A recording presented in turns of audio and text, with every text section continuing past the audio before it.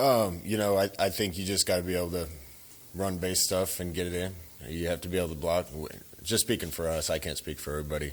Our basic stuff has to be a little better so we get more yards on just our basic stuff. It just means we need to block a little better, run a little better. You always go into game with some schemes to try to scheme something into the end zone. Obviously, there was a 9 overtime game in the league. I don't think you ever have enough for something like that.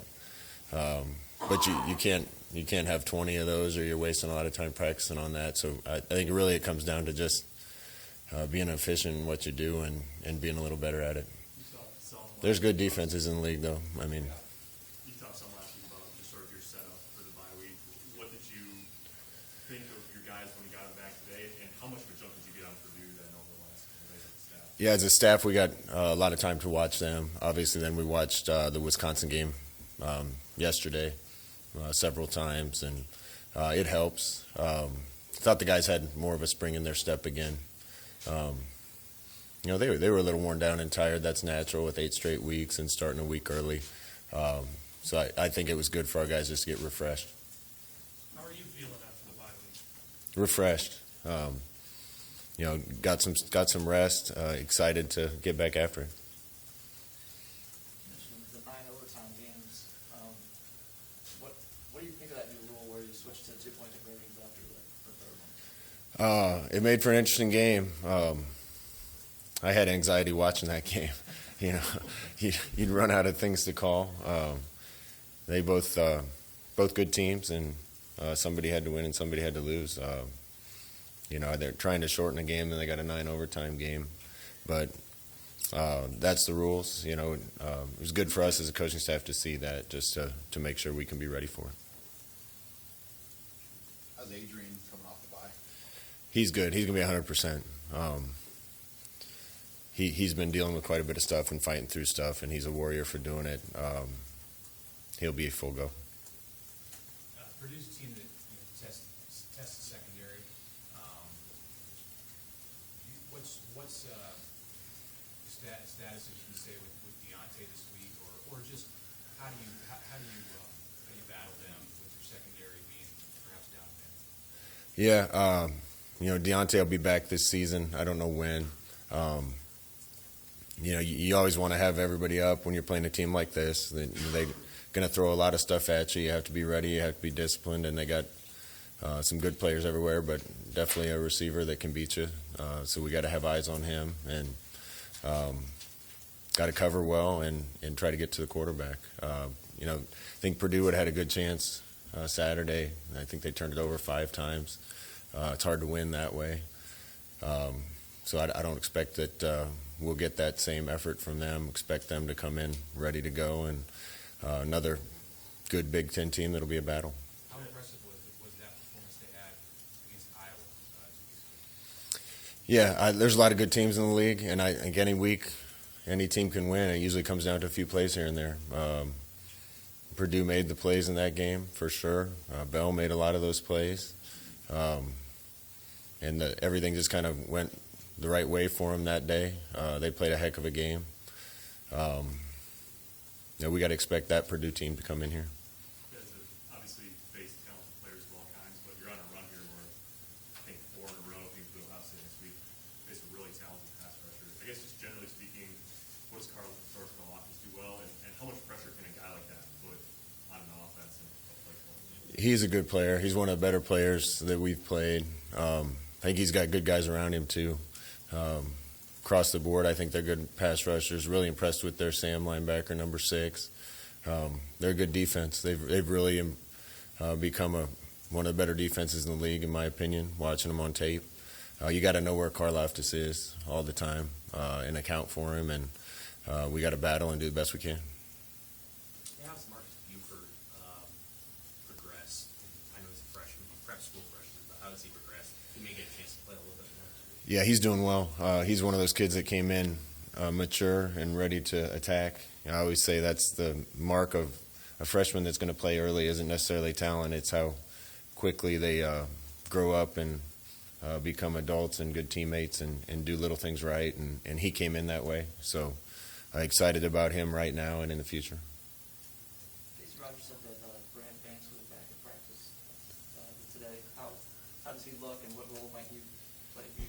Yeah, Brant's back. That's good. Always good to have more guys that have played and can do it. So yeah, we'll see where he factors in going down the stretch. With a guy like Thomas Fedoni, as he comes back and has some rust off the practice and all that, do you, ideally for him, do you try to prescribe like a situation where maybe you can get him in, or do you throw him back in the mix and say, hey, if you can, get back in our rotation for a couple of games? Yeah, I'm really excited about Thomas. He's still shaking a little bit of rust off. He's missed a lot of reps in some of the stuff we're doing. When he's ready to play and gives us as good or better chance to win as the other guys, he'll be out there. So he's got a really bright future, and we'll see how quick that comes.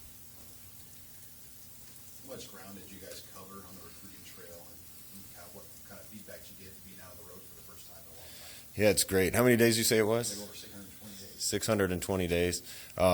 All the coaches hit the road. I went to high school in a game. The response was awesome. I was just talking to Barrett Root about this morning, and he's stuck mostly local during recruiting, but the response they got from coaches and administrators and students, I think people are enjoying watching this team. I think they're proud of this team. We got to get it over the hump, but I was really encouraged to hear the response and reaction that coaches said they got on the road, and really tough recruiting without being able to go out and evaluate and go out and get in front of coaches and get into high school. So we needed this, and it's a good first step. Is it reassuring, knowing that the results with losses have been there, but yet you guys go out in all different ways and you're getting positive feedback? Yeah, that's encouraging. We beat ourselves up pretty bad. We've come up, just an inch short too many times. But when I look at it, the progress is obvious. The team's playing hard. We're playing more physical. We're bigger, faster, stronger. There's some areas we need to fix. But I think people are recognizing the type of team we have and the level we're playing at, and it's up to us to make the plays when it counts to get it over the hump. Is there a mental hurdle that you feel like that the team has to clear? It feels like you can see around the corner, and it's almost like bringing them around the corner with you. Is there a last mental hurdle you'd like to see them clear before they become the team you think they can be? Yes, and I think that's pretty accurate. Human beings are habitual, and when you're used to winning, I think winning comes a little easier. When you're not there yet, I think it's a little harder, and maybe you're waiting on it to happen instead of making it happen. And I do think that little bit of extra confidence or just knowing it's going to happen rather than hoping could probably take us the next step. So we're trying to be as psychological with the guys as we can, but they believe how good a team they are. Now it's just a matter of making the play when it counts and when it matters the most. You're a pretty even-keeled guy. At least that's my belief. Are you tempted to push the mad button ever with them, or do you feel like that would be? Does that make sense? I'm tempted in here sometimes. No, we don't let you guys into practice for a lot of reasons. That's one of them, because we do hit the mad button sometimes. I hit it on Wednesday. I put him in a lot of situations Wednesday with simulating the game on the line just to try to help them experience that even more. Not that we haven't done that before, but just continue to try to put them in competitive situations. This one matters. Can we count on you when it counts? We did a lot of really good things. We did a couple dumb things, and I wasn't happy about it. So there's a time and a place for that, and certain coaches we have on staff are better at hitting the mad button than others. But they're getting the players to play hard. This team believes how good they are, and we got another really good opponent coming in here, so we get another chance. There's a certain former head coach here, who used to say desire for game day, like if right on the field, right at that moment. Do you find that to be unproductive to lose it at that moment during the battle? Yeah, I think in general, I don't want to comment on anybody before me, but I think in general a team takes on the characteristics of its leaders. Leaders that are players, leaders that are position coaches, and leaders that are head coaches. And if leaders aren't staying cool, then it's hard for the team to stay cool. So I think game day is the time you should feel confident in the preparation.